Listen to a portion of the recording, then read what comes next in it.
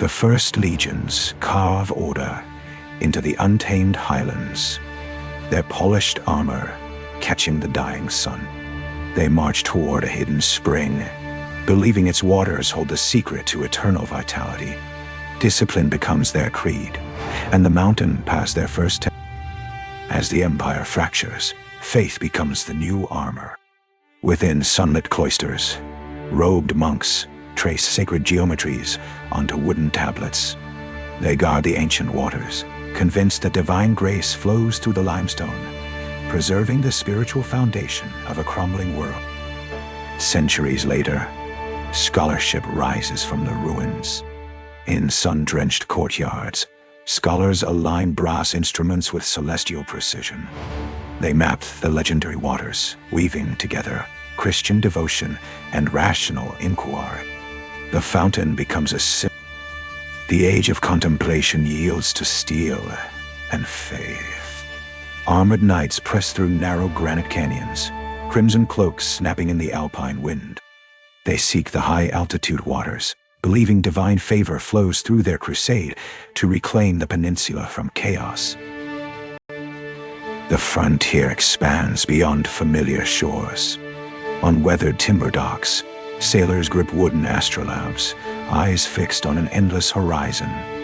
They prepare to cross the unknown ocean, carrying the legend of rejuvenation across uncharted waters. Driven by the promise of the hulls breach tropical shallows, and polished cuirasses gleam beneath the equatorial sun. Conquistadors wade towards submerged vents, convinced that mineral-rich currents restore hardened men. The archipelago yields to disciplined advance as the myth of eternal youth fuels. Further north, surveyors chart sun-baked dunes with brass rods and steady hands. They follow coastal currents toward hidden freshwater sources, believing the land itself holds the promise of renewal. The expedition moves as one, defending the frontier against untamed wilderness. The desert claims the march, and steel breastplates reflect harsh sunlight. Columns push through arid stone arches, carrying bronze vessels toward subterranean springs. They seek vitality in the dry earth, convinced that divine grace sustains the western expansion across barren. The compass turns eastward across vast oceans. On polished decks, admirals align navigational tools with the converging trade routes. They sail toward distant horizons, carrying the civilization's legacy across the Pacific, where the fountain's legend promises rejuvenation for Back in the capital, ink and parchment replace steel and sail. Scholars draft massive schematics, codifying the waters into imperial records. They preserve the myth through meticulous cartography, ensuring that the promise of renewal remains anchored in the archives of state. The Bourbon era brings methodical oversight to distant provinces. Administrators march through mountain passes, geological hammers in hand, mapping mineral-rich springs. They treat the legendary waters as colonial assets, believing revolution reshapes the old order. In sunlit courtyards, patriots clutch olive branches, defending constitutional liberty against foreign invasion. They reinterpret the ancient waters as a symbol of national rebirth, believing that liberal principles will restore the fractured soul of the nation. The age of steam and sail demands vigilant guardians. On tropical docks, naval squadrons adjust brass spyglasses, scanning coastal horizons. They patrol the maritime routes, convinced that naval supremacy and disciplined observation will protect the empire's economic lifelines. Imperial twilight approaches, yet duty remains unwavering. Defenders hold fortified cliffs, rifles braced against encroaching forces. They look toward coastal springs, believing that the enduring myth of vitality will sustain their final stand against. The 20th century brings reflection to the capital.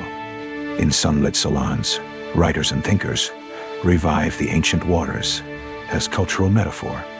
They see the legend not as physical elixir, but as a divine mandate for artistic renaissance and intellectual continuity.